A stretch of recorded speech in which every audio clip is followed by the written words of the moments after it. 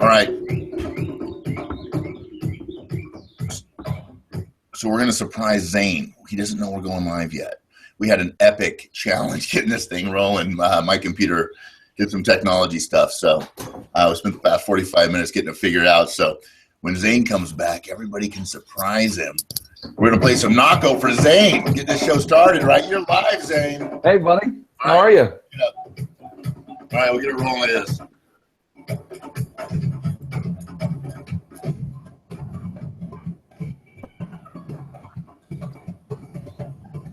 I'm going to get some water.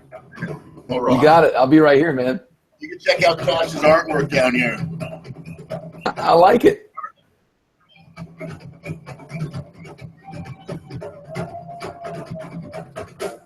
Oh man, what kind of power's in me? Oh man, can you see it turning? Oh man, what kind of fire's in me?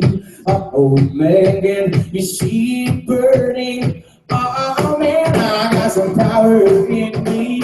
Oh man, can you see it turning? Oh man, I got some fire in me. Oh man, can you see it burning?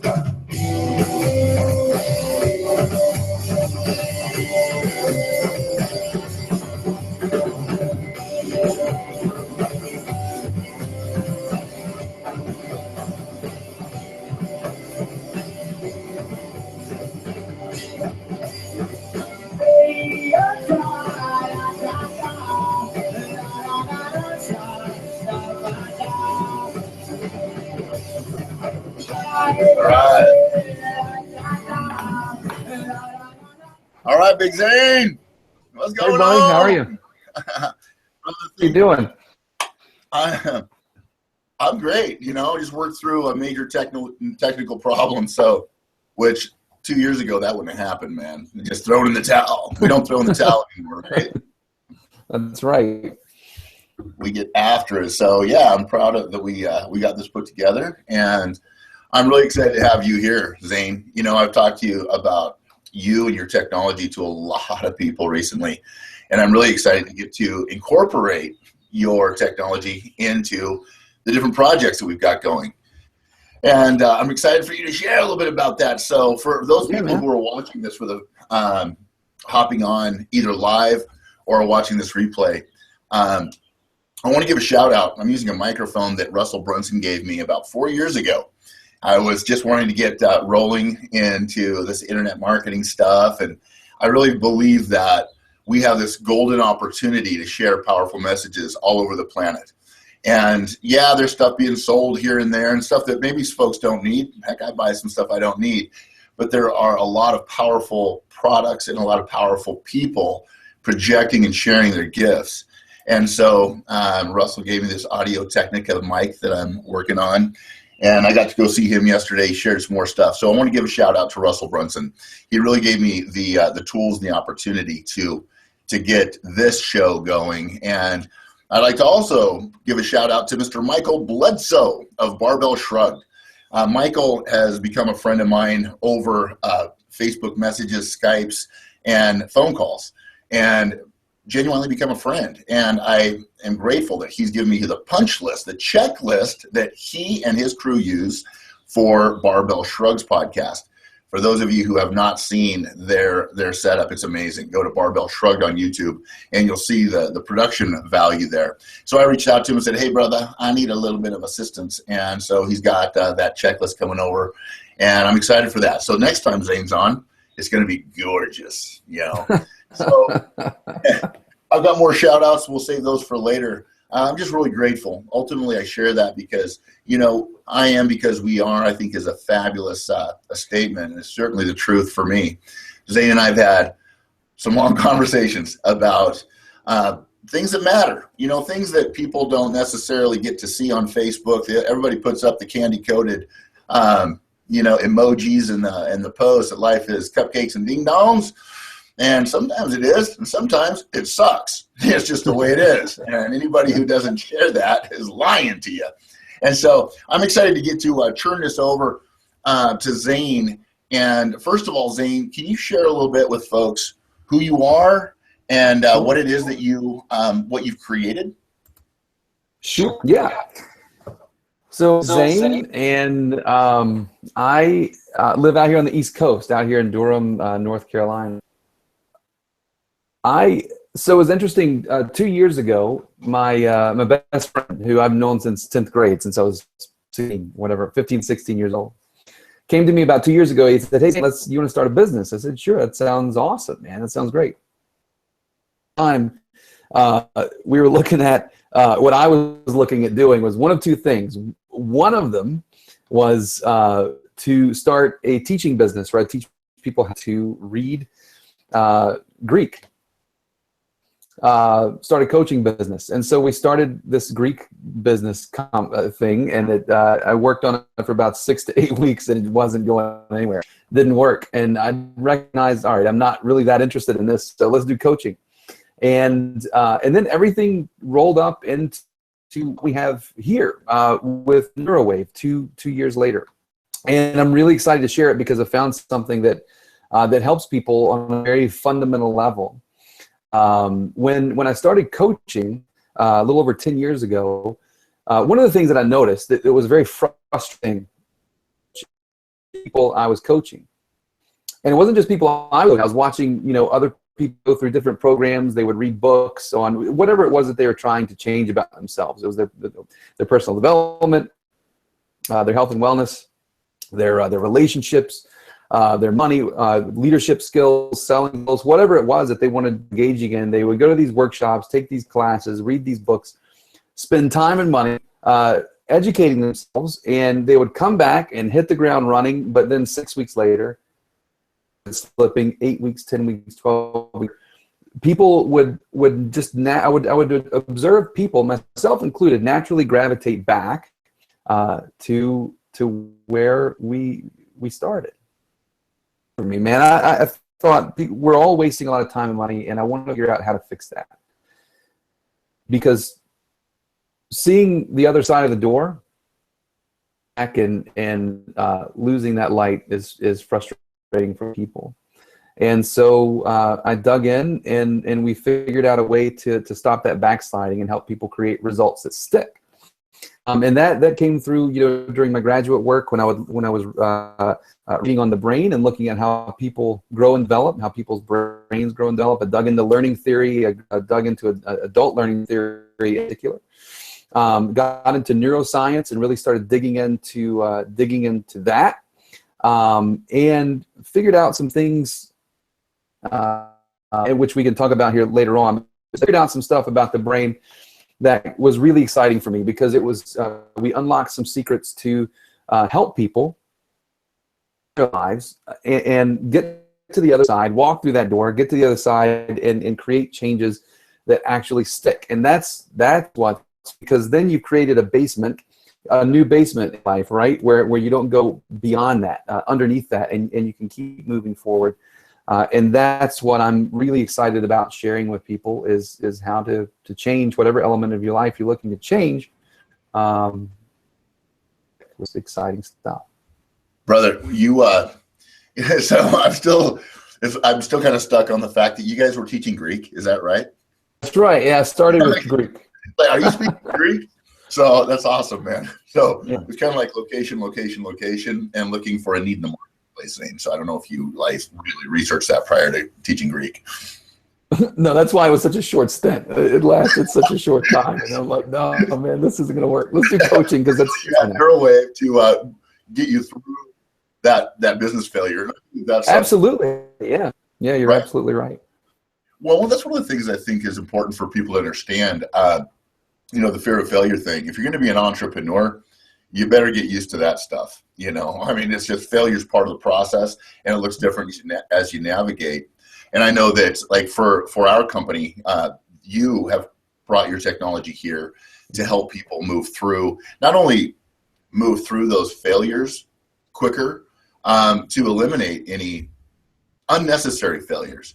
But what we found with our, not just this program, everybody's got this brain like a computer, and is programmed constantly with the news, which is a motivated media that's not for our good. It's really, they've heard negativity. A lot of people are addicted to negativity and gossip and what they call negging, negative comments over time. Some families are really chronically addicted to negging people. Those just little negative barbs like, yeah, your mom's cooking, right? Those things take more of a powerful root than people think. And when it's constant over time, and then people, it takes an effect, and then people show up and they think, I'm going to get, successful, which is a very personal and unique idea of what success is. But then they start going through and start working on stuff that's completely foreign to them. The handrails that they had at their job or all their life are now gone. And what creeps up when they're in that new amazing place of stepping into their new life are those old voices, not just of other people, but now that voice in their own mind that is in their own voice telling them and saying, and I know this from personal experience, what makes you think you're that person? Are you serious? Mm-hmm. And that's the challenge, is having gone through this personally and experienced it and worked through those things has been, without a doubt, the reason I have the opportunity to work in business today. If I didn't have something like you created, it wouldn't happen. And so that's one of the key aspects. I'm so grateful that you're here, that people can simply put earbuds in their ears and it'll automatically scrub the brain, so you can put in new seed. Can you kind of talk about that, your technology, and why you chose to go this direction? Sure. Yeah. So I'm going to step back for a moment to talk about what you said relative to fear, and then I'll work my way forward to NeuroWave and what it does, because I think it's important to understand what's going on in our when lockdown. How successful somebody is. Everybody's got a ceiling. Everybody has fear. And a lot of in the middle have we hold a lot of fear and doubt, and that keeps people held back. And so, you mentioned the fear of failure. There's also the fear of success. There's all these big fears that we put out there. And I would say, if you think that that's what you're afraid of, that's not what you're afraid of. Not at the root of it. That's out here somewhere. Saying I'm afraid of failure is like saying I'm afraid of the dog when it's facing you. You're not afraid of the dog. You're afraid of the pain that's going to, right? And so fear of failure is simply the shadow cast by the thing that you're really afraid of back here. And so digging in to figure out what it is scaring you. What's the message behind the fear of failure? What is that message? It's telling you something about you. That's part of what we dig into. Well, can we dive into Sure. Zane, what you're talking about is, I know that it's different for everybody, right? It's like if somebody sees, I think that's the thing that I was talking about last night with somebody is just, you don't know John Smith. You have your idea of John Smith. Like, people don't know Zane Courier. They have their idea of Zane Courier. Nobody knows the dog. Everybody's going to look at that dog and have a different reaction or a different experience. Yeah. Everybody thinks of puppies and pets and the Lassie type dog that saved them. And so they're going to, it's a different experience than the kid when he was 2 who got bit on his leg and still has scars, at 25, right? Absolutely. Yeah. Is that what you're talking about, though? Because that's what I find is that just because, it's not what I think, it's what the other person thinks. I know what I think about it, but what is it that other people think about what they're experiencing? What do they feel about entrepreneurialism? What does it mean to them, so that we can actually go through that process of helping them to move into that in a joyful way? I don't know a better way of stating it, but people have different perspectives of it. That's a great, we all bring our own story. I mean, part of the reason that NeuroWave came into being is because I had to go through my own stuff. Everybody has gone through. One of the stories I like to tell. Basically, what I do is I help people smash through fear and doubt, and then get to the other side of that, a life that's confident and strong and empowered. And so one of the stories I like to tell, I grew up afraid of everything, and that carried over into my adult life. And when I was little, I was probably 7 or 8 years old. One of my favorite things to do was run out and check the mail. I loved checking the mail. I don't know, but I would love run down the gravel driveway, hear the gravel pounding behind me, slide in on my feet to the mailbox, open it up, and grab the mail and run it back in and give it to my mom or dad. Well, that was a fun thing for me. Well, one day my mom says to me, just an offhanded comment. This is how these things take root and how these things happen. She says, hey, before you go out and check the mailbox, I just need you to know there's mean people in the world. There's people that do mean things. Some people, snakes in mailboxes. I need you, make sure you look in there before. To this day, I'm 41 years old. To this day, I still look in there. It's just it's in there. So things take root. A lot of these limiting beliefs, a lot of these neural pathways that form in our heads happen when we're very, very young. Typically, at least I hope this is the case for most people, typically it happens at the hands of well-meaning people, and they think that they're doing the right thing.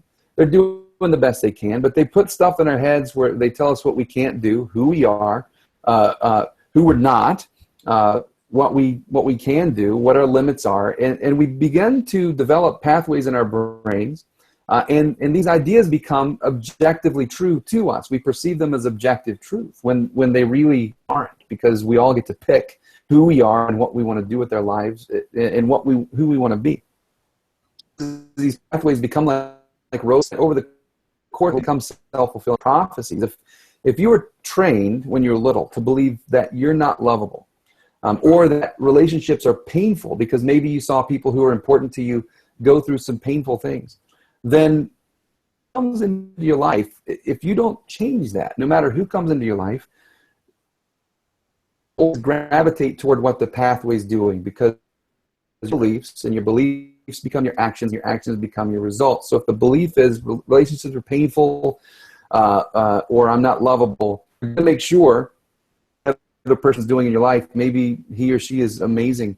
You're going to do stuff, you're going to find yourself getting into arguments, you're going to find yourself, things that they really like you to do, and it's a self-sabotaging thing. Same thing with money, same thing with health and wellness. It's we do things that are consistent with our beliefs, are physically wired into our head.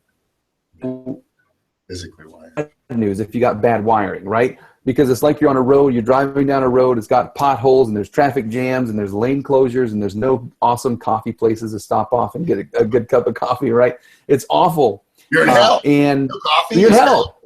That becomes your default life, though, because that is the way that you're wired. That's the lens through which you see your life, and that's, you end up behaving in ways that are consistent. That's the bad news. The good news, we're not actually hardwired. We're soft wired. Our brains are very malleable. We all have this superpower called neuroplasticity. And that's your brain's ability to structurally change itself. And that's really cool. So you're on this road. It's got potholes. You're popping tires constantly. It's frustrating. You're always late. But you're driving down, but then you see off to the side the construction crew, and they're building an off-ramp. 5 lanes wide, and there's going to be some awesome coffee shops along the way. Shorter route to wherever it is that you want to go. There's no potholes. It's amazing, and that's the way that your brain works. Is ways that you're driving on currently, they're causing you problems, they're holding you back. You can create a new road with exactly the way you want your life to look, whether it's make more money, have close, amazing, vulnerable relationships, to get fit, to start a business, whatever it is that you want associated with those things. Those thoughts then become beliefs, which become your actions, and then the results, and that's what we're working on with NeuroWave. Well, brother, on that, one of the things that we're committed to is, and I know you're committed, we've shared this stuff, is that, especially with on these conversations, I speak for men because I'm not a woman. I don't have that experience. I have a guy experience, is to be authentic and vulnerable, and to share that. And you shared this. We talk about it. It's like Rockies didn't on a $1 million budget get $200 million because it was you know, because he beat up Apollo Creed. It was because Rocky put his head in Adrian's lap and said, "Adrian, hold me, I'm scared." And somewhere along the way, you know, John Wayne, maybe, you know, guys aren't supposed to cry. We're not supposed to have feelings. We're just supposed to be tough. And that about killed me. You know, it just, our family really didn't talk openly about the way we felt. And I'm a really feely guy. And so I told myself, like you're saying earlier, I gave myself that label of, well, I must be weak. I must not be a man, you know, because I want to cry. And so I stuffed that through a lot of different ways, you know, through escaping those emotions. And most of them were not positive or helpful. But when you talk about love, you know, this is something to speak to what you were sharing, that love is like a big glass. And I got this from my mentor, Ross Cook. He says, you know, you got big old glass full of love. Oh, yes, love, right? But what else is in that glass of love? You know, Lassie dies, right? You know, E.T. has to leave. And in love, you have, in my world, it was, and I've asked permission from my mother. I love my mom. She's amazing. And she's kind of a pain in the ass sometimes because she's just like me. So, but I shared with her, I asked her, I said, is it okay if I share these stories with folks? Because I want to make sure that I'm honoring her. And she said, of course, if it's helping folks. Because she and I have gone through the forgiveness and healing aspects of both of our part. You know, we were partners in this life agreement. And so in my youth, it was Toll House cookies after school, hee-haw, you know, maybe a little Starsky and Hutch and popcorn. And, you know, just this, that was loving and love. And I saw my folks together. And that was part of love, right? And then you got to see on TV these romances. Well, not so much back then, but you know what I'm talking about. People have an idea of love. But also in love is my mother ended up leaving the marriage. She ended up getting in a new relationship. I saw my father devastated. I got to live through that experience. So in the glass of love, there's also women will leave you. And it's going to be it's going to drive a nuclear missile through your life, and it's going to suck, and it's going to be scary and painful. And so how that showed up for me, and I've processed through all this stuff. I'm a real stand for guys getting a coach, getting a mentor, getting a therapist, you know, getting some counseling to walk through the stuff they're experiencing. I've done all that, hundreds and hundreds of hours, to actually do a timeline backward and realize that, wow, aside from maybe one, I've never been left in a relationship. Ever. Because now that wasn't a conscious thing. It's not because, oh man, you know, I chose the wrong women. They are amazing people. But in my subconscious, man, I go through the Starsky and Hutch phase, you know, the popcorn phase, and the Toll House cookie phase. But what's coming? The nuclear missile, epic pain, and abandonment phase. And that just shows up as a distraction of, you know, she's not treating me good. You know, I'm just kind of lost the fire. And then I would leave the relationship. And so that is a subconscious, not conscious, we think we're choosing, but we're not choosing experience, and over and over and over. And so when people are watching this, I think that's something that, where in your life are you experiencing something like a merry-go-round? It's like, oh, same relationship over and over again, just different clothes with a whole new set of character defects you don't even know about. So I wanted to share that with folks so they can have that opportunity to really think about that for themselves. Sure. The guy who really dove into that was a guy named John Bradshaw. John Bradshaw just passed away a day or two ago. I think it was yesterday, actually. John Bradshaw wrote The Family. If y'all don't know who John Bradshaw is, Google the guy. He's been on Oprah, and he talks about family secrets and shame and toxic shame, healthy shame and toxic shame.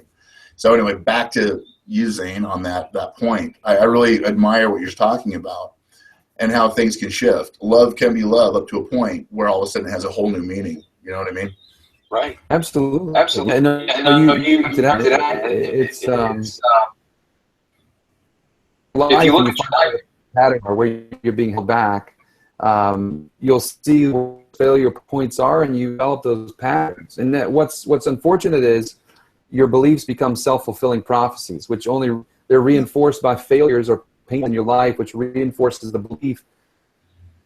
Those neural pathways in your brain get because you're focusing on them.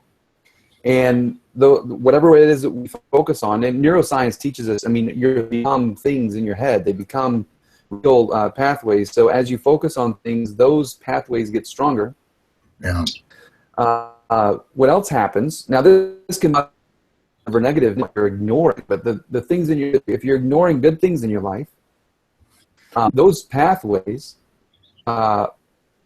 associated with what you want, or let's put this in a positive. You do want something, and this is what it does, is not you eliminate pathways. It doesn't mean the memories go away, but the emotional impact of those things that have happened to you go away.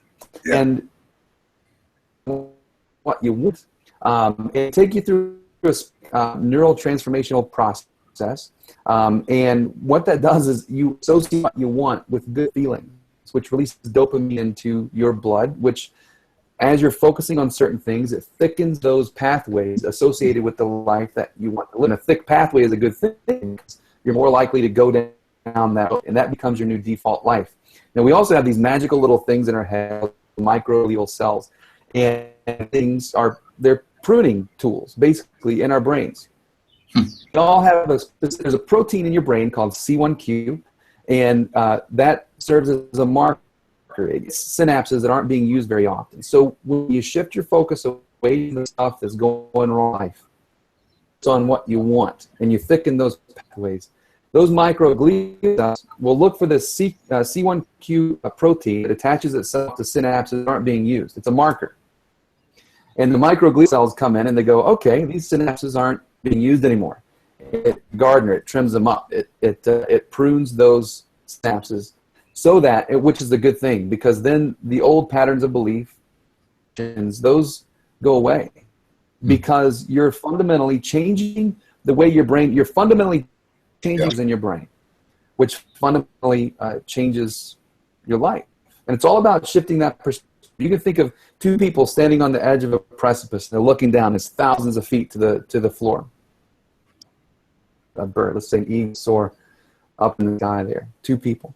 And the first person standing there looks at this eagle. What a majestic bird. I wish I could fly, but I don't have wings. I don't have hollow bones. I'm not a bird. I'll never fly. And he walks away. But she's looking up there, and she's checking this bird out. And she says, what a majestic creature. Look at it flying. I don't have wings. I don't have feathers. I don't have hollow bones. I'm not a bird. I can't fly. But I'm going to figure out how to make that happen. And she's focused on figuring out how to make it happen. And she sees birds. And that's how the Wright brothers worked it out. That's how the squirrel suit, the flying suit, people jump off cliffs, and now they can fly. It's all about shifting your perspective and those old synaptic relationships in your brain that are holding you back, the physical structures that are physically holding you back, and then shifting to neural pathways that are going to propel you forward with our audio technology.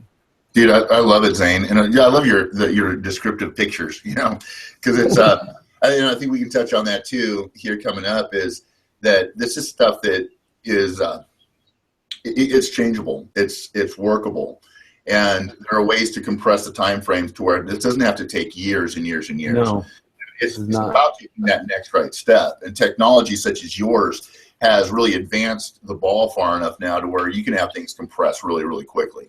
And the more you practice it, what do you think? Wild question. I know the answer to it. You've seen the movie What the Bleep, right? One of the best descriptions of firing off the neural pathways and what do they say that what fires together wires together. If what you're firing off wires down, and so an example for me was I remember as a little kid, because I lived in the country, my mom still does, that I could talk to ladybugs, man. They're hanging out. We're hanging out, talking to ladybugs. I am the ladybug. We trade places, and we're friends. And until somebody says, you can't talk to ladybugs. Ladybugs can't talk. Silly boy. Right? And so I think about it, right? And then people start to give these labels like red tough skins, brown tough skins. Seem like it never was okay or enough, right? And those neurons wire down. Those neural pathways wire that way. Can't talk to ladybugs. And so, and then we pack that on with other people's perceptions and ideas and limiting beliefs, and we take on their limiting beliefs. We take on these almost like viruses into our mind that limit and coat this amazing tool that can actually, by the way, we can talk to ladybugs. We can be the ladybug. But it's taken technology like you have created and rigorous commitment and consistency to fire those up, to literally just pop them open and then rewire them down the way I decide. Absolutely. Pick thing, man. You other people have wired you up until now, and now you get to pick what you want wired into your brain. And that's, let me ask you, is it easy for people? So like you're talking about this, is this easy for someone to actually do? Because in my experience, our subconscious mind will keep us away from change to save our life, because that's what it does. Like it's like some folks, and I'm one of them, have some trauma from our history when we were little kids. Nothing we can do about it. But some stuff is so traumatic that our subconscious mind goes, well, got to keep this kid safe, and it pulls it down to where we don't even know about it until we're able to do it. Right now, that effect has an outcome on a daily basis forever until it's dealt with. People think, well, why do I react that way? Why was it that I reacted a certain way when a certain guy would look at me a certain way, and it would feel terror in my body? There's a reason for that. But I didn't know about it because my subconscious mind goes, whoop, pulled it down, and I just think I'm weak. I can't handle it, a conversation with a guy. So I got to do some work on that. And so what I found is going in to do that deep inner journey work and is you'll have a ball game to go to. You'll have to go work on the car. You'll have to go clean the garage. Hell, you'll have to cut your toenails. Anything will sound better than actually going in and facing that stuff. Yeah, you're right. What do you think? Has that been your experience? Dude, so my life was, my life was a mess. I mean, an utter mess until I stumbled across, everything. It was bad. My relationship to my wife was bad because I had my own stuff playing in my head. She wasn't doing anything wrong. It was the filter, right? Finances bad, health and wellness bad. Just I couldn't even look at myself in the mirror that bad because I didn't like myself. I didn't love myself. And so I stumbled across this auditory stimulation. We put that into the neurowave. That's part of the neurowave technology. And I using that, and what that did, what neurowave does, is it reduced the influence that the fear center of my brain had over my life. Because any of anybody's limiting beliefs, once you transgress those things, once you get outside your comfort zone, the little graphic here, comfort zone, here's where the magic happens. Yeah. It always made me mad. I'm like, how do I get over there? Because I don't know how. So when you get outside your comfort zone, your amygdala, the fear center of your brain, is going to freak out to keep you safe. And outside your comfort zone is not safe. So neurowave helps reduce the influence that thing has over your life. It de-stresses you, relaxes you, reduces the influence so that you can get up into the neocortex, which is where you think logically and rationally and creatively and strategically. Yeah. Put yourself in there. You don't want your wiring to be around your amygdala because you be in a constant state of fight, flight, or we're not thinking rationally or strategically when that's happening. We're just reacting. And that's why people end up in spirals and loops and just sort of blown about by life's circumstances because they're reacting. So brain down. And then we work on your concept within the neurowave audio, which is how you see yourself. And once you develop a very strong core concept, you start to rewire your brain with whatever it is that you're working on. You want more money, you want to start a business, expand your business, you want to be fit and healthy, you want awesome relationships. You walk through the process with those things. And then, the first 72 hours, yes, it's the first 72 hours, you should feel more relaxed and less stressed. I mean, I wish it was a magic pill that you could do over the weekend and boom, you're done. But it doesn't work like that. It takes consistency and commitment to the process 5 to 7 days a week. Yeah. Within the first month, 4 weeks, it's so interesting to me. It's almost like clockwork. clients will say to me in about 4 weeks, man, things feel different. It's kind of happening different. People are telling me I'm different, and but I'm not sure what's happening. And I'll say, well, I know what's happening. Is keep 2 months really, super significant things happen. One of the most exciting things for me is my first client came to me, and I told her what I was doing, and she said she wanted to give it a go. I didn't have a system, process, knew what to do, right? So she came to me. She's a doctor. She lives down in Atlanta, Georgia. She comes to me and says, Zane, I want to become a professional cheerleader. I've tried for the last 2 years, and I'm not getting the team. And I said, let's do it. So we just kind of through, but 1.5 months after she hit this breaking point and just went. And she's sending me pictures of the house, and she's got her headphones on. She's giving me the thumbs up. And it's so cool because she's used the process as she's going through. And she called me and says, Zane, I made it. And that was an awesome. It was such an awesome thing. And it's been like that for people who use the process consistently. That's what I would say. So, what I bring to the table is technology that works, changes your brain, fire your brain, and it works. What I need from those who is consistency and commitment. It's consistency, use it 5 to 7 days a week. You're talking about 30 minutes a day. Easy. All you need is a smartphone, tablet, or computer. Have to have a pair of headphones. Yeah. Listen to it for 30 minutes a day, and then you go about your day, and stuff starts to shift and change for you. How cool is that, man? You know what you're talking. By the way, I'm moving around a lot. I'll show you guys. This is for your brain. This is for your feet. So look at those guys are nodules for your feet. So standing desk and lacrosse ball, and that'll kind of change your game. So if you see me wiggling around, it's because this is the so best cool. mat. No, it's not. Did you know it's better to walk on gravel than on flat ground? Your brain likes to be confused. You're keeping your dude. Where did you get those? Those are awesome. Amazon, man. That is cool. So I got to be real more honest than that. They were purchased on Amazon, but I borrowed them from my friend Steve Kuzara of Vike, awesome. The guys at the Water Machine. But yeah, they're great. But see, those are the things that once you know, you can't unknow. And I started reading everything I could about changing my brain, knowing that, I had done certain things that really harmed my brain.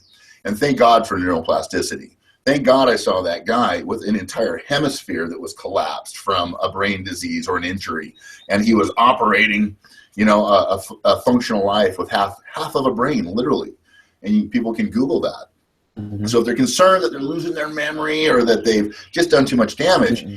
Come on, man, Google that picture. Guy with half a brain, like literally you'll see images. Mm-hmm. And I started doing things like shaving with my left hand. I'm right-handed. I always shave with my right hand. And like to this day, I'll shave with my left hand. And it feels more normal. And I've been doing this for 4 years, by the way. But still, my right hand wants to come over and take the wheel and wants to shave. And so it's not that it's always and that's kind of like those old thoughts, those old habits. Those highways are already there, but you can literally let them grow over with new grass and create your new pathways like you're talking about. And that's one of the ways I do it, and I've done it. And I use your technology. And the first night I used the technology, because I've kind of got a fertile field up here. So that's why I associate only with people that I want to have in my life that are vibrant, fun, and optimistic, and creative, and understand that the power of the spoken word. And I have not watched the news in years. And you know what I mean? Those are the things I've done for myself as a gift. And, in relationships, it's like, listen, I'm not going to watch that movie with you before I go to bed. I'm just not. I choose those movies wisely because those things matter, man. We're asleep for a third of our life, and that's not wasted time. That's really powerful, creative time. And everyone's been like bullshitted. Bottom line, man, you got freaking lied to. We all did. Hey, before you go to bed and first thing when you wake up, let's grab your brain. Let's grab your brain, and we're going to own it. We're going to program it with fear, and crap that doesn't matter. And that's something I share with people almost daily. It's like, you got to turn off your TV, man. You got to turn off the radio. If you're in your car, you've got to be listening to something that's going to actually be giving you positive inputs, encouragement, ideas and stimulation. And sadly, too many people aren't doing that.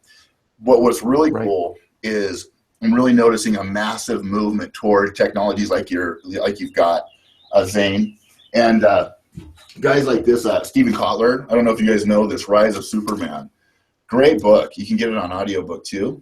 Powerful stuff, man, about getting into flow states. This guy who was on his going to die, was preparing for death. His body was he was going out. And a friend came by and said, get your ass off the couch, and took him surfing.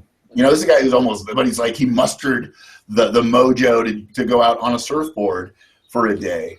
And he found himself in that moment. And here, by the way, that's why you've got to have those types of friends who are not going to let you just fade away. They grabbed his ass and took him out on a surfboard, and he surfed. And in that space, he found that he wasn't in pain. He found himself in this flow state where he was connected and it was easy. Now, mind you, he was weeks in bed after that, but that one moment on that surfboard changed his life. And now he's opening up flow centers where they literally keep your body off center so you can new neuroplasticity for the brain so that people can get more into flow faster. Guys like Bob Dylan, why was it, and if people study Bob Dylan, go to Chronicles, that new album, he just says, you can get into a state where you're just receiving information.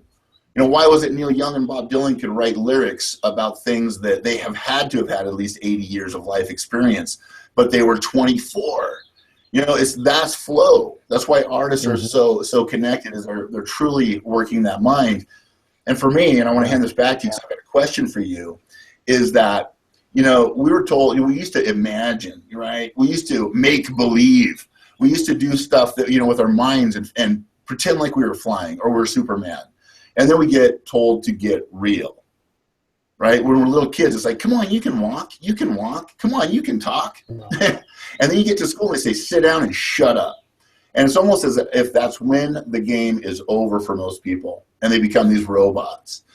And what I've found, it's been my experience from the books that I've read, from Think and Grow Rich, from, you've got The Strangest Secret by, what's his name? I got a story about that. I won't share it. But, visualization techniques, whatever you can imagine, is going to come into play. And so one of the things that your product did for me immediately, it didn't take 3 weeks, man. It was first night, is I used your NeuroWave, and it just seemed like all the pictures in my mind were more crisp, vibrant, and had electricity around them. And that's something that, now I practice visualization, man. I can close my eyes and I can be sitting right next to you, Zane, because that's what I do. I don't watch TV, I do that stuff. And talk to me about what you have experienced with the art of visualization. Because I know that you've got this product, and I do go like this for anybody who hasn't used NeuroWave. It actually has audio that goes from left to right. And there's a reason we can talk about that if you want, Zane. Sure. But once you've got that, it's kind of like fertilizing the field, right? And getting it just fertile ground. And then by visualization, it's like, you're your own Johnny Appleseed, just pepper, salting the land with whatever you want to manifest in your life. And so I'd love to hear, what your thoughts on that. And I know you've got clients, because I've talked to them, who've actually had the experience of manifesting things after using the product. So can you I'm going to hand it back to you, and I'd love to hear your thoughts on that for a while. Yeah, when the panning effect of NeuroWave, that's what causes your amygdala, the fear center of your brain, to be distracted. It reduces to that thing, and it also causes both hemispheres to join up and talk to each other. And those are important pieces of rewiring and de-stressing, getting fear out of the way, fear and doubt out of the way, so that you can actually do what it is that you want to do. When I first started hearing about visualization, it was kind of a long time ago. I personally believe that there's a metaphysical piece of that. But visualization, quite simply, if you just want to keep it in the realm of the physical, what you think about, what you visualize becomes neural pathways. That it becomes, what you think about becomes physical structures in your brain. And you can You know, I think if you've ever been in a relationship where track of thinking about with your significant other, or just thinking negative things, pop into an argument now, like that was totally created by you, by your thoughts, when you could have taken that a different direction. Visualization, what we know is the brain can't tell the difference between the picture and the real thing. Because if you look at a picture of a hamburger on the paper, you're not going to eat the piece, right? Your brain can tell that difference. But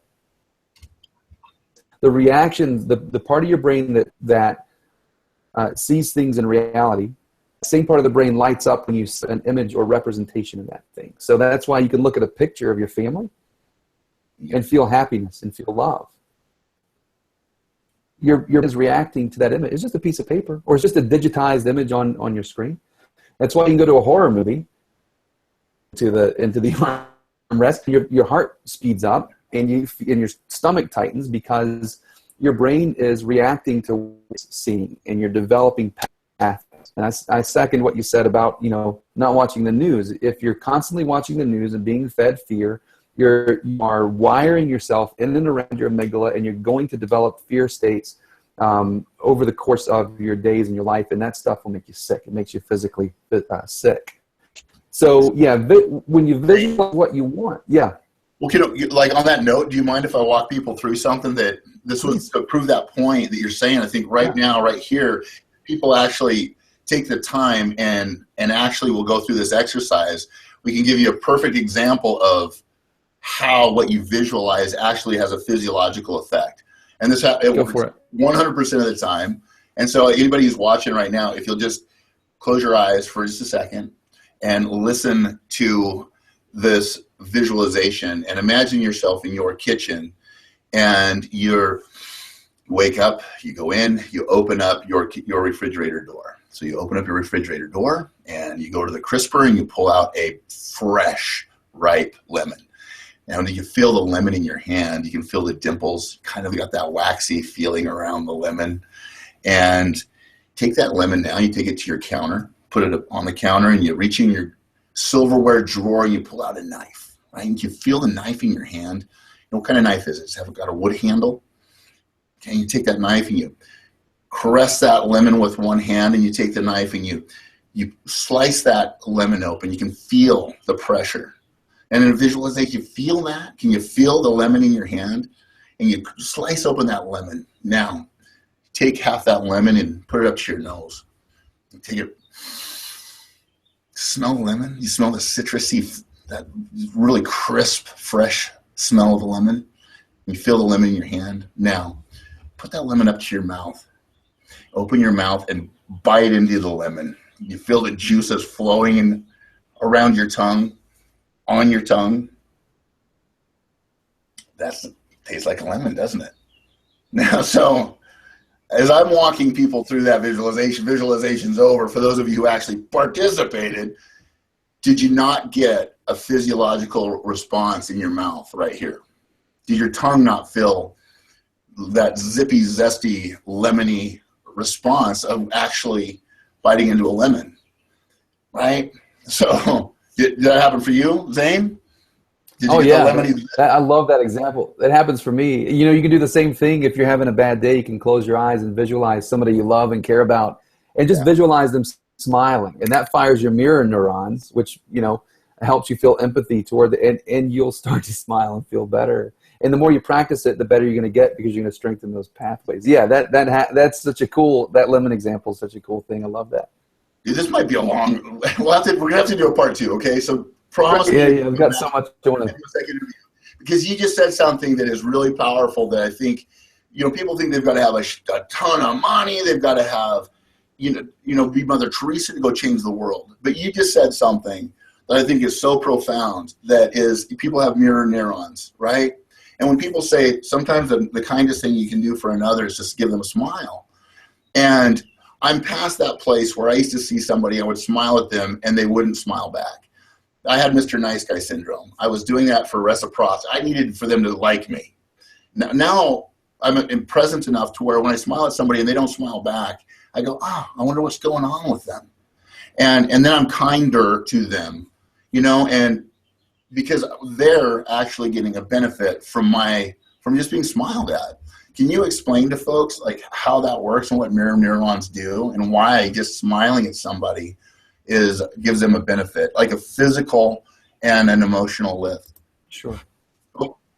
So mirror neurons, they're kind of a mysterious thing, and there's a lot of research done on those things. But basically, that's where we think empathy, or at least some aspect of empathy, comes from. It's why when somebody yawns, you might yawn. It's why when you see somebody feeling sad, kind of sad, it's why when you see somebody smile, you smile, because we want to interact and connect with one another. That's just wired into us to be able to connect and interact. And the best way to do that is to match states with the person that you're trying to connect with. This builds empathy. And empathy will oftentimes, particularly when you're empathizing with a person, and empathy doesn't necessarily mean you're person who's sad or upset. And that's part of it. But the other part of it, empathizing, is to match states with somebody who's happy and joyful and so on.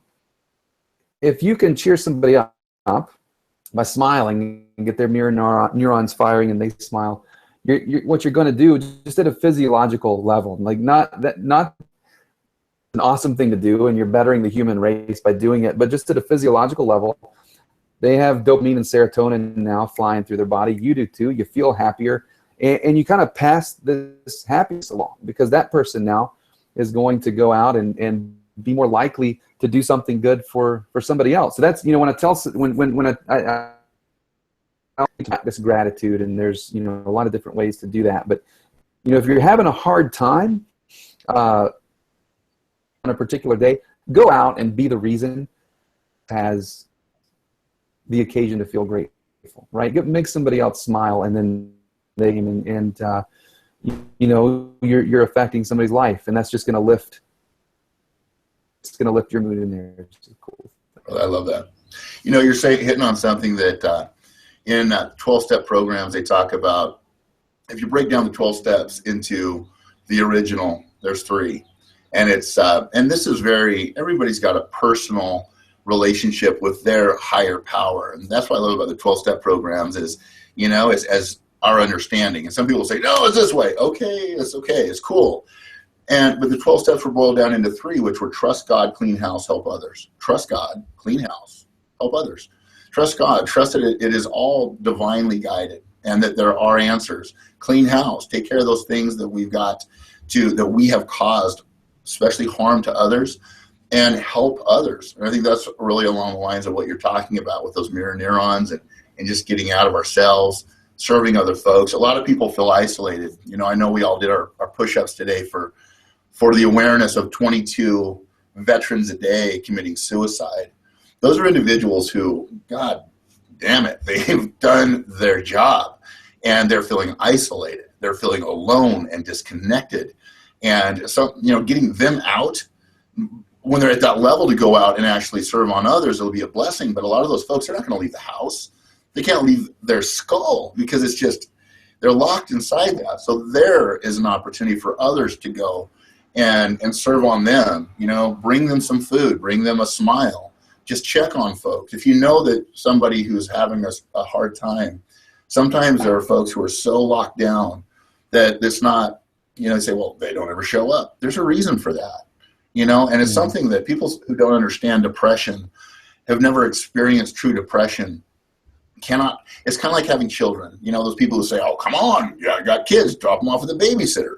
People who do not have children cannot conceptualize even remotely what it's like to have children. They just can't. Right. It's the same thing with people who suffer with depression. And some of it's clinical, some of it's mild depression. Everybody gets it. It's like a cloudy day. But there are some folks, and some folks at some times, that cloud sets in, the fog drops, and it starts to rain, and that does not go away. And it's overwhelming. It's painful for a lot of folks. I've actually had that opportunity to experience that. Thank God I've been able to work through that. And so, kind of going off on a tangent with that one, but I think it's really important that we do raise awareness for individuals like that. And again, this isn't like a pitch and a promotion and schlepping products. I just love things that work, and your product flat out works. And right? Because like you said something that, God, there's a girl, I won't say where, but she's a barista at a coffee shop. And well, I thought, man, was one of the rudest little kids I've ever met, man. I'd get her out of here. That's what I'm thinking. But I was being kind. I said, what's going on? And I'd ask her how she was almost on a daily basis. And one day she told me, she said, I deal with unbearable anxiety. She said, it drives me, and I almost don't come to work. You know, every day I've got to work up to coming to work. And then here I am, and I've got this, anybody who's got anxiety, they know it's almost like debilitating. And a complete paradigm shift for me. And so you talked early on about calming down the amygdala. And can you talk on that for just a moment? Actually, can we do this, everybody? Can we do a knocko break so that we can do a bathroom break? We're going to have a coffee and we'll come back. Is that cool? Yeah. How long you want, Troy? I just want to, I need about 2 minutes, man. So we can knocko it up here. Cool. Awesome. I got some fire in me. Oh, man, can you see it burning?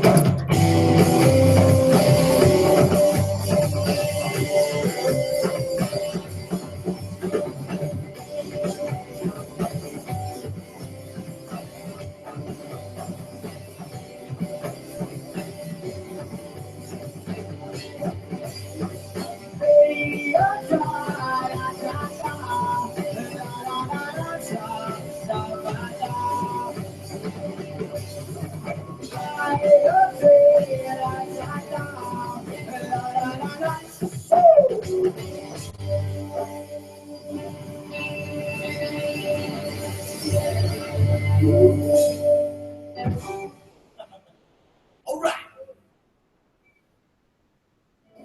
Oh Lord, I'm an Alibaba case. I'm an Alibaba case. Yes, Knocko. I wait to the birds. I'll get her back first. Smile like you mean it, and it will be returned. Oh, Perfect. oh, Father Mountain. Show your face where the moving of are you good? Oh, Father Mountain. Answer please, show me the mountain. I'll follow you.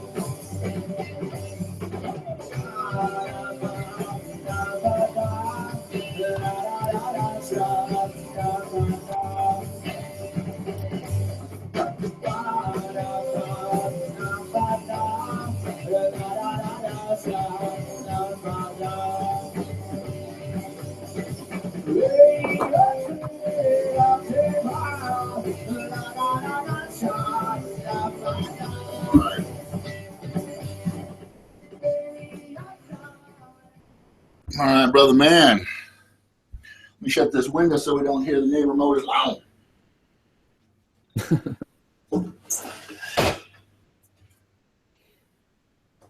One challenge, man, about having a home, just working from home and doing this stuff is sometimes I don't leave. You know, I like it. I got a kitchen, man. I got good food.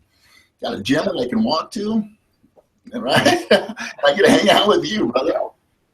Sitting here looking at, yes, I'm sitting here looking at different books. I've got you know, what's fascinating is a lot of the stuff that I've learned over years through the books was just I knew about a lot of stuff. And I think a lot of people are there. I know that. No, you know about that. You know, it's when you get into that place where it's like, oh my God, I know now, you know, and I'm grateful for the books. I'm grateful more importantly for people like yourself, mentors who will actually walk a person through the process.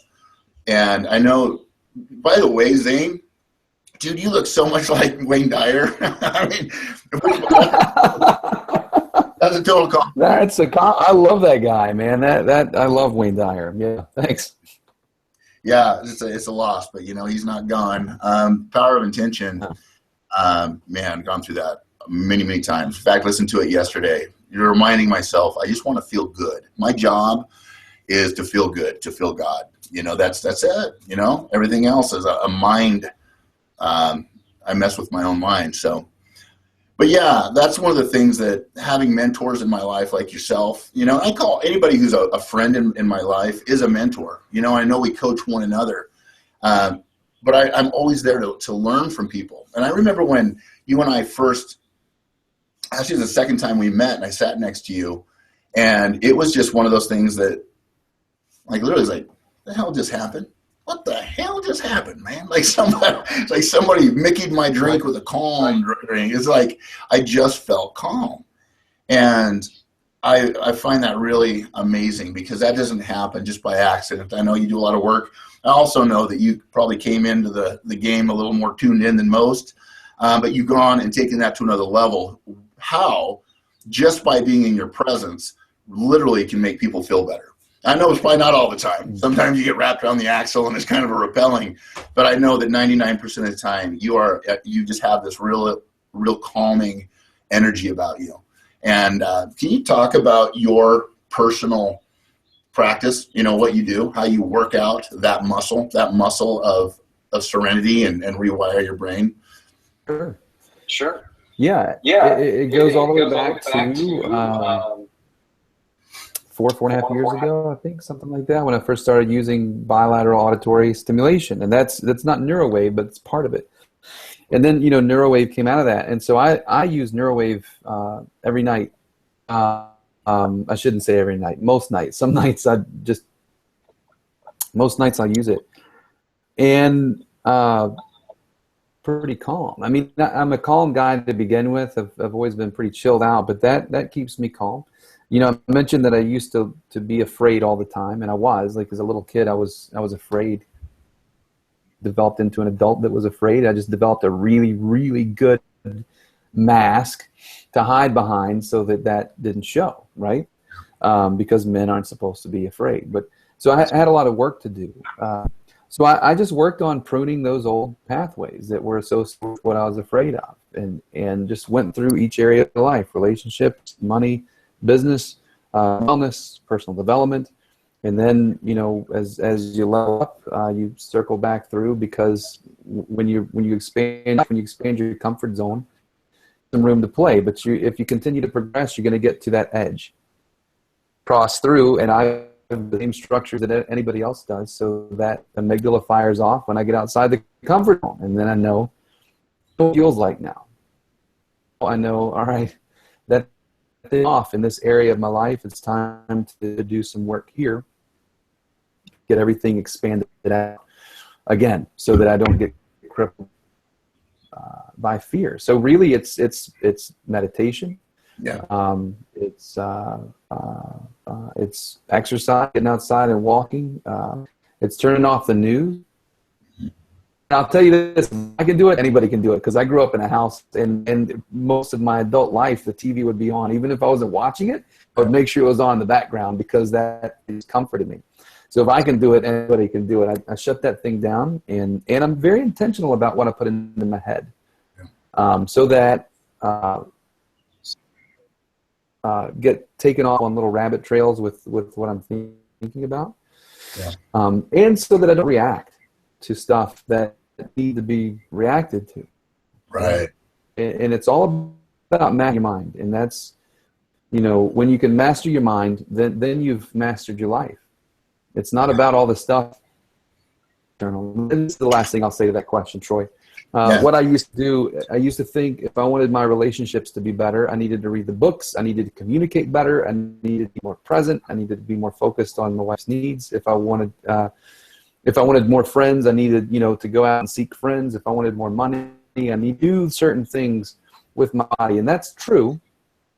What I was doing was focusing on inside. And it all starts inside. Otherwise, when I focused on what was going on out here, I was creating a black hole. I would solve one problem for that moment, but that problem still existed because it originated inside, and I had to work on that first.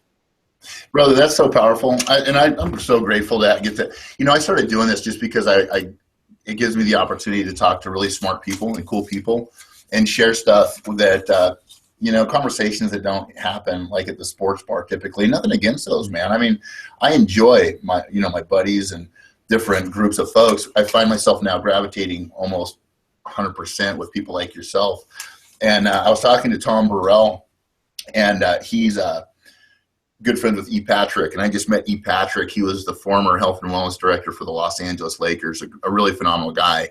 And this is a guy who works really more with the mind than the body. And because if you can take care of the mind, the body will follow. And I was telling Tom and E. Patrick, I said, dude, okay, so I'm meditating, and this is what's happening. And I said, sometimes we need encouragement. I said, am I crazy? Oh, you're not crazy. And no, because we get into, and that's new stuff. It's exciting stuff that does not happen when we're constantly bombarded by media, by the outside messaging. And so I'm grateful for that. So that's one of the things that I love about why I do this, is I get to have more conversations. It's more curious.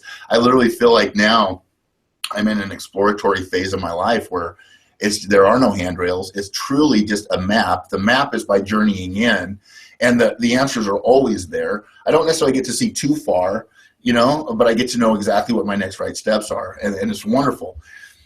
And recently, just I was here. I was in my home office with my nephew Kellen. He's been helping me. He's brilliant. And I just told him, I was like, man, I'm feeling. I need to go basically meditate. I need to go balance. I'll be right back. And I went in, and I thought, there's something up with business. It's got to be business. So I'm feeling this tension around my business. And I went in, and I was just quiet and did the work. And pretty soon that layer came off. It had nothing to do with business. And it really came down to I deeply miss my kids. I don't get to spend as much time with my children. And so there it was, and what's my role in that? How did I cause this? Not how did I cause this bad Troy, but being responsible and saying, we don't change things that have happened in the past, but we can change how we're showing up so that we can have a more amazing future. Mm-hmm. And so I laid there on my bed, the office over, and I just let those emotions show up and wash over me. And here's for you guys, man. And call me what you will. That's about you, not me, man. I just sat there and I cried for about 10 minutes and just let that emotion out. And I recognized, wow, that's where it's at. And I reset that I am responsible for my life now, and I am capable, and I get to show up for the individuals in my life. Came back in here, and we did exactly what we're supposed to do, what I chose to do by design. Mm-hmm. And the difference for me now is that in the past, I would have first and foremost, I don't like the way I feel. And I would change it, but not by going in and doing the inner journey work. I'd go to the refrigerator, pull out a big old tall Coors Light, and I would slam that one, then another one would follow. Or I would use some cute language, or I would just leave. I have things to do. But I would distract myself and go so I didn't have to feel those feelings. Yeah. And now the beautiful thing is that, I felt it, I feel it, I deal with it, I come back, I understand and have clarity, and now I go back to doing the work that I choose to do. So it doesn't take me out of the game anymore. And it not only took me out of the game, it almost took me off the ride. I want it off. It was just, for me, intolerable. And that's why working with guys like you, working with Tom, E. Patrick, Gerald Hill, and Ross Cook, all these amazing folks, is that I think people feel like they're broken, that they're so unique. Nobody feels like I do. Nobody does what I do. Nobody's had that happen to them. And that's bullshit. People spend a lot of money to learn how to drive a golf ball a million miles. People spend a lot of money on learning how to do certain things that really don't have a positive impact in their life. But and that there's those maps and outlines are available, but we're really not taught about the way we work, by design, our wiring, how we as human beings here operate, and that pain is normal. Grief is normal. Death is normal.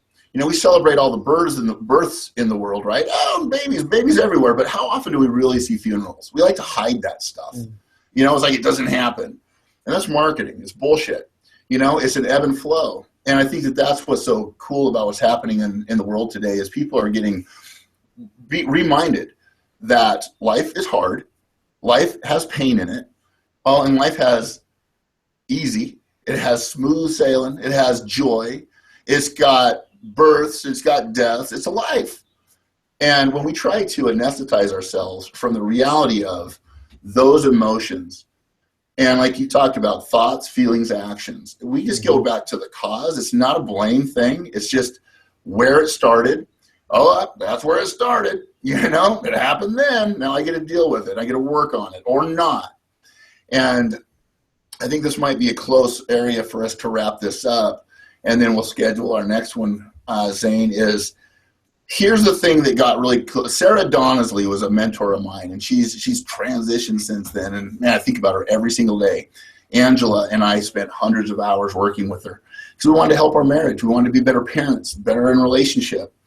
And she told me some things that maybe I'll share till next time. How's that for a marketing point? I think I will. I'm going to save that one. I don't know if I'm ready to share that one with everybody right now. So on the next one, I'll share what Sarah shared with us that I think everybody needs to understand that. Was that cool? Does that put you in a suspense about, man, what did she share with you? That's cool. Here's the thing. I started thinking about Sarah, and I'm cool. I'm cool being emotional. I'm not cool about being emotional today with you. so we'll stop talking. Sarah was that amazing woman, man, that just she gave us that roadmap, and she gave us all permission to be human beings. And all right, here it is.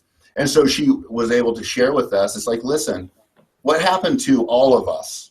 And all of us had a life. We were born, right? So I'm talking to all of us, and we all had parents, right? All of us. What happened to us then wasn't our fault. You know, we weren't responsible for that. Okay? But now as adults, now that you know, it's our responsibility to make damn sure that we heal those things. You know, that we do Return to Love by Marianne Williamson, that we do that inner journey work. We heal that. You know, the Eagles, I love the Eagles, but it pissed me off when they said, you know, go in, find your inner child and kick its little ass. No, we don't need to talk about it incessantly. We need to suffer some things alone, and I say suffer lightly. We need to go and do the work so we can show up in the world and be productive and contributive human beings. And those things that we do not work on now, especially for our children, guess what? And there's no escaping it. And you can't lie to yourself, or I can't lie to myself. I can't lie to myself and say they won't have to deal with it. They will. Our children will absolutely pack that backpack full of bullshit rocks, and they'll have to start working on that stuff as well as the new stuff that is in their life. And that's just the way it is. And that's just for myself, I created a lot of wreckage. You know, I'm that guy, wild man.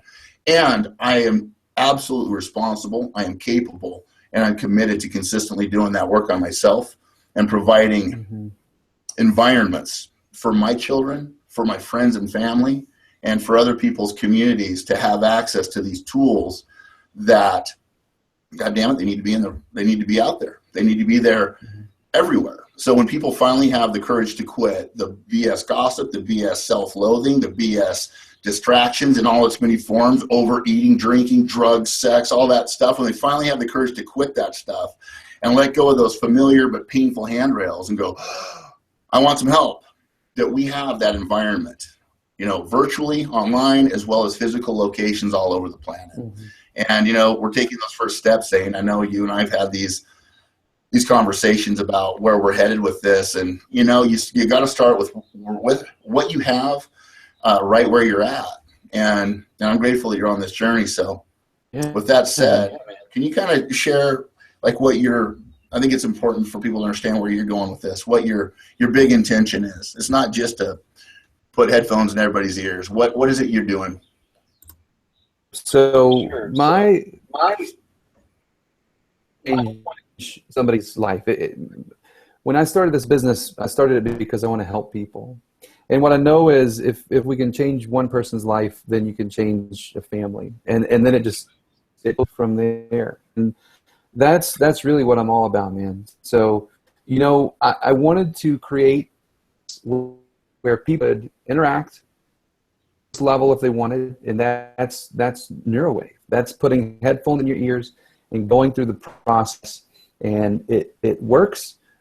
It's amazing. It'll completely shift things for you. It's shifted my life. It's completely changed the lives of my clients. It's amazing. And I'm an educator at heart. And so I love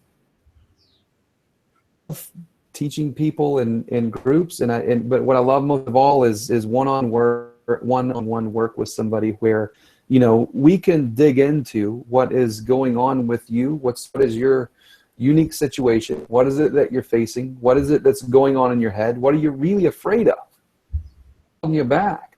Yeah. What do we specifically need to focus on to prune those old synapses and the new ones? And that's what I love to do, because then, you know, you get to see doctors become cheerleaders and VPs become EVPs and move overseas. You get to see things change, and that's why I do what I do, because it's fun to see people's lives shift and change. It's fun to see people, and I will say, you know, you mentioned broken and honor that in people. Like, if you feel broken, that's how you feel, but I want people to know, like, you're not broken. There's nothing wrong with you. That's a lot of the inner messages going on. It's if you feel like you're not good enough, if you feel like there's something wrong with you, if you feel like you're defective or broken in some way, I want you to know you're not in the minority of people. Most people feel like that. Masks to hide it. Yeah. And so you're not broken. Is wrong. You fix them, you're good to go. And that's really the good news. Like, you have created, you've created the frustrating points, the pain points in your life. You've made them. You're responsible. Now, you're not at fault for them. I want to make sure it's not your fault. You're responsible for them. You created that. And if you created parts of your life that are painful and don't feel as a life that does feel good just by fixing the wires in your head. And then, you know, your thoughts become beliefs, which become your actions, which then become your results. And that's what I help people do. Brother, I love it. I love you, Zane. I'm great. I love you, Troy Old. Brother, so when are you going to write a book? So just say soon. It's in the works. That'll work, because next. Where can people find you? Soon they'll be able to go to theseekersguild.com/Zane. But that's not up right now. So where can they go right now to get your stuff, learn more about you, and even contact you, if that's cool? So right now, what you can do is you can go to myneurowave.com, and you can explore the site. There's a shop there. You can go into the store and pick up some NeuroWave. Try it out. It's an experience what we've been talking about here today.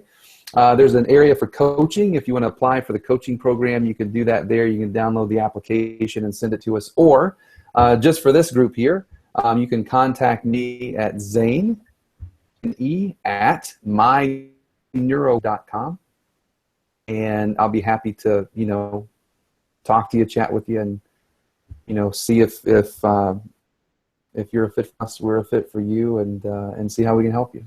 I love it. And Neuro is Neuro, right? Neuro? NEUROWAVE, My Neuro Wave. It's awesome. All right, brother, man. Well, Zane, I know you and I have been working on getting this conversation happening for a while, and I'm grateful for you, man. Keep doing the great work. And thanks again, RB, for putting us that mastermind together where we all met, right? Now, I want to see if you all can hear this. Let me know if you can hear this. I think this is a powerful message to end this conversation with. This is the way we end our broadcast day. To say what has never been said. You hear that? To see what has never been seen.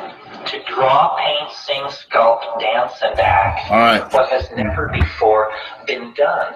To push the envelope of creativity and language. And what's really important is, I call it the felt presence of direct experience, which is a fancy term which just simply means we have to stop consuming our culture. We have to create culture. Don't watch TV. Don't read magazines. Don't even listen to NPR. Create your own road show, the nexus of space and time where you are now is the most immediate sector of your universe. And if you're worrying about Michael Jackson or Bill Clinton or somebody else, then you are disempowered. You're giving it all away to icons. Icons which are maintained by an electronic media, so that you want to dress like X or have lips like Y or something. This is shit-brained, this kind of thinking. That is all cultural diversion. And what is real is you and your friends and your associations, your highs, your orgasms, your hopes, your plans, your fears. And we're told, no, we're unimportant, we're peripheral, get a degree, get a job, get a this, get a that, and then you're a player. You don't even want to play in that game. You want to reclaim your mind and get it out of the hands of the cultural engineers who want to turn you into a half-baked moron consuming all this trash that's being manufactured out of the bones of a dying world. Where is that at? Boom, baby. How's that, Zane? Greer? That's awesome. All right, little Terrence McKenna for everybody. So, Zane, I appreciate you, brother. I'm going to play this on the outro. People can hop off. They can listen to this song. But I figure it's just so awesome. So, brother, get with me and let's do the next one, okay? Absolutely. Appreciate you, Troy. Thanks, buddy. Share it with your friends. Share it with your friends. Right? There's a reason Heck yeah, baby. for the sunshine sky. There's a reason why I'm feeling so high. Must be the season when that love light shines all around us. So let that feeling grab you deep inside and send you reeling where your love can hide and let the stealing. Through the moonlit nights with your love. Pretty good, bro. Bam. Oh, nice. Yeah, Joseph Campbell. Good books. Oh, yeah, Course in Miracles was awesome. All